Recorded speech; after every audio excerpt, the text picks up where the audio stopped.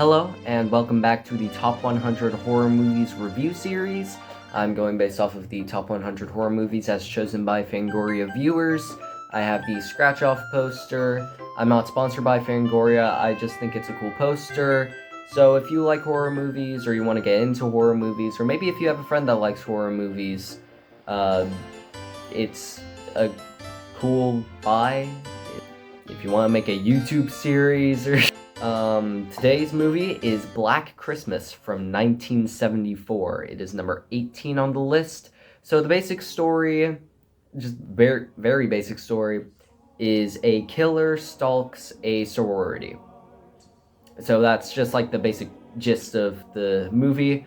I will be getting into spoilers, so consider this your spoiler warning. Cool. So the non-spoiler free story, this sorority keeps getting calls from this weird guy who keeps like moaning into the phone and like making perverted noises and talks to them pervertly, and so they're just like, oh, okay, this happens sometimes, and like it's kind of annoying. And then at the end of the call, he says, I'm gonna kill you. So then one of them goes upstairs to like get packed or something for some reason. I think it's like Christmas vacation, they're like taking a trip or something. So she goes upstairs to get packed, and then the killer comes out of her closet and suffocates her with plastic wrap. Like one of those plastic wraps that you like put over like a dress or a suit or something, like for clothing. So just like immediately right off the bat, like this is probably 15 minutes into the movie and we already have a death. So that's already really cool. Oh yeah, the movie opens with like this POV shot, kind of like in Halloween. Well, actually almost exactly like Halloween. And it cuts to the killer's POV throughout the movie, just like listening in to whatever the girls are doing. So yeah, she dies, and then he takes her up to the attic and puts her in a rocking chair. And then after that, people are like, oh, she went missing, and so they go to the police, and the police don't really take it seriously because they're like, oh yeah, usually like around this time of year, or just like in general, when a girl in a sorority goes missing, she's just like off in a cabin with her boyfriend or something. So it's not that deep.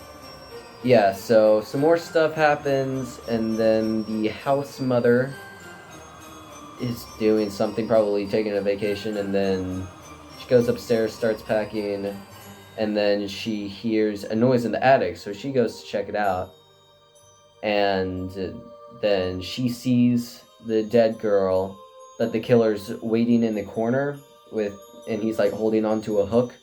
And so she turns and sees him, and then he lets the hook go, and it catches her under the chin and like lifts her up, kind of like in Texas Chainsaw Massacre, but not like forcefully, you know? Like she definitely could have moved, but anyway. So yeah, she's dead. There's like this B plot of, or well, I guess it's kind of a C plot because it's like, no B plot. Because like I would say the A plot is like the killer kills people and they go missing, and then it's that whole police thing. And then there's the B plot of one of the girls in the sorority is pregnant and she wants an abortion, but her boyfriend doesn't, because he wants to like take care of the child. And so he's a piano player, he's a pianist, and so she tells him like the day before his recital, like a couple hours before his like big recital to like get a scholarship or something, hey, I'm pregnant, and guess what, I'm getting an abortion. And he's like, no, you can't get an abortion, like I want to have a child. And she's like, no, as a matter of fact, you can't tell me what I can and can't do. So she leaves, and then his recital is later, and he messes it up. Like, it is awful, like atrocious even. And so he gets really mad, and after the judges leave, he destroys the piano. And so there's like a search party looking for the girl who went missing. She's in the attic. They don't check the attic ever in this movie, which is but another girl like goes to bed, and then the killer almost kills her, but then the main girl, the abortion one, goes into the room just to like see what's up. I think the killer isn't found, like he doesn't get caught, and so she goes back downstairs, and then the killer kills the girl in an actually really beautiful scene.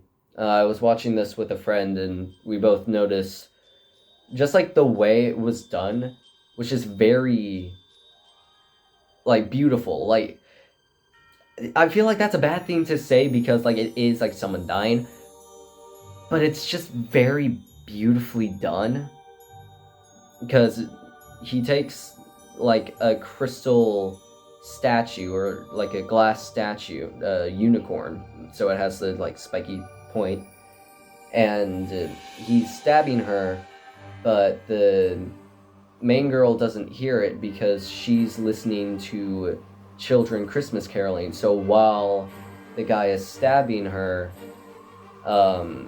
it's like intersected with the children singing, and just like the way it was shot and just everything, such a beautiful scene.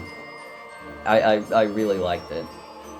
Yeah, after he kills the girl, he leaves the body there for some reason, and then another girl goes in later and is like, hey, what's going on in here? And then he kills her. And then at the end, because he's been calling like throughout the night. This all takes place in one day, I think. So he's been calling throughout the night, and then like hanging up really quickly. And then the police are finally taking it seriously, and so they have a tap on the phone. And so he calls again, and they're able to trace the call, and they discover that the call is coming from inside the house. I'm pretty sure this is the first call coming from inside the house movie, which is really cool. They trace the call, they're like, oh, he's inside the house. Okay, Murphy, or whatever his name is. Murphy, call her in the house, because she's in the house, getting the call. Or call her, tell her to get out of the house. Whatever you do, don't say that the killer's in the house. And so he calls, and it's like, hey, you need to get out of the house, like, right now. And she's like, oh, okay, I'm gonna get the other two girls that are still here, the ones that died earlier. And he's like, no, you can't, you actually can't do that.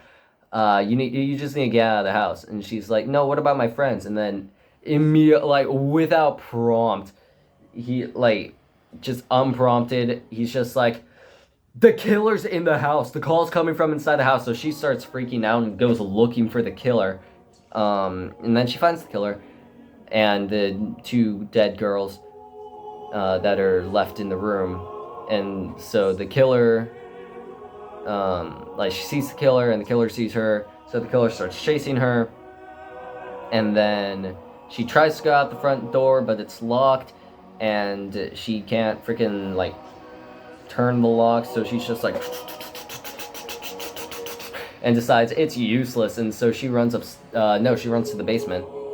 And then her boyfriend's outside, and throughout this entire movie, he's been acting a little bit suspicious, and he's angry with her. I feel like it's pretty justifiable, because like, he doesn't want an abortion, and she's getting an abortion and is not willing to talk about it.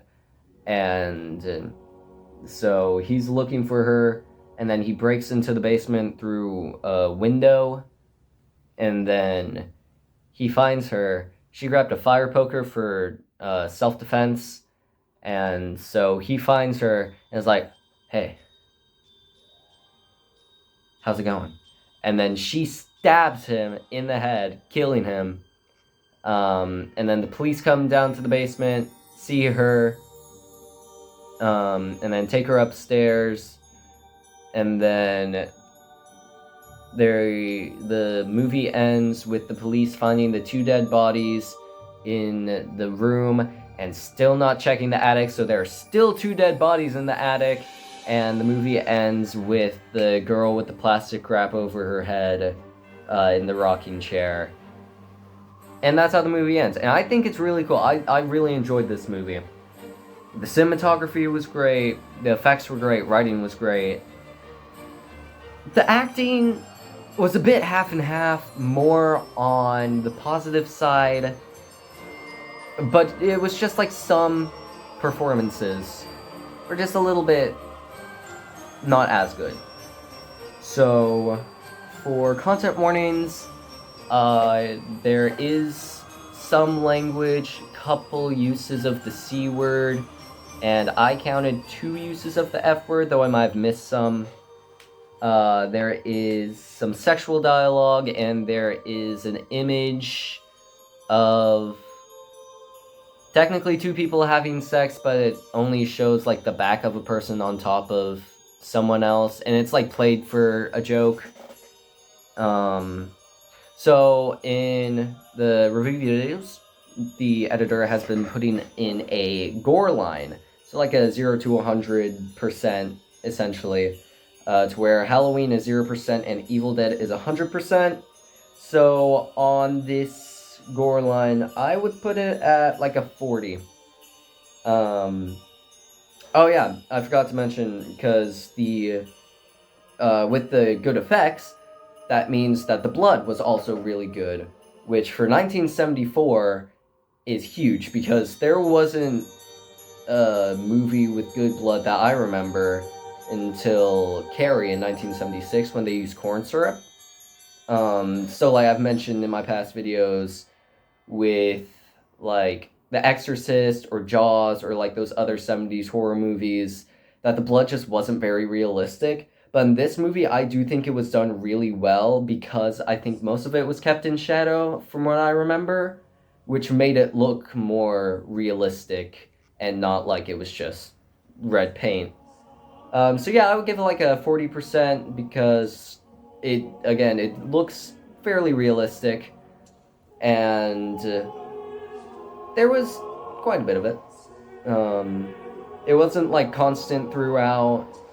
It was just like a few scenes here and there. Like I mentioned earlier, the bedroom death scene with the sculpture, that had blood in it, but again, not that much. So I would say it's like a 40%. I would say this could be a pretty good first horror movie, just because there isn't a whole bunch of blood, and there isn't much like sex, there isn't much language. So I do think this would make a pretty good first horror movie, like if you haven't seen horror movies before. I gave this a 9 out of 10 on the technical level. Had to dock a point because of some of the acting, just a little bit, honestly, but still enough. And on my personal placement, which the full list will be in the description, I put this at number 9, so that is below Hereditary but above Night of the Living Dead. So yeah, that was all for the review section. I will now do the scratch-off poster, but yeah, that's all for me. See you in the next one. Okay, today we're scratching off Black Christmas from 1974. So, real quick, let's go through the past 17. So, we have Halloween 1978, Thing 1982, Exorcist 1973, Texas Chainsaw Massacre 1974, Nightmare on Elm Street 1984, Alien 1979, Shining 1980, Scream 1996, Night of the Living Dead 1968, Jaws 1975, Evil Dead 1981, Psycho 1960, Hereditary 2018, Hellraiser 1987, Suspiria 1976, American Werewolf in London 1981, Rosemary's Baby 1968, and now we have Black Christmas from 1974. So we have the title and the tree. There wasn't a Christmas tree in the movie, but I mean, it is Christmas. So, let's get right into it.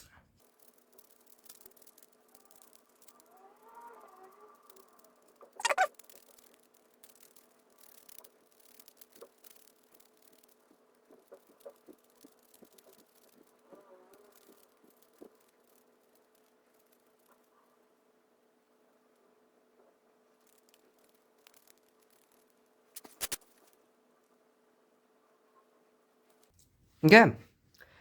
So we have the title, Christmas Tree, and I forgot to mention in the review, but in the rocking chair with the plastic wrapped girl, there's a baby doll that the killer, whose name is Billy, puts there. So there's like this whole theme of like child care, I guess, throughout the movie, again with the abortion and stuff. Don't know why it looks exactly like that, but I know I was definitely supposed to watch the original and not either of the remakes because those got not good at all ratings. Yeah, a little bit unfortunate about the crack there, but I guess it happens. So yeah, that is the end of the video. Next video will be Reanimator, but yeah, thanks for watching.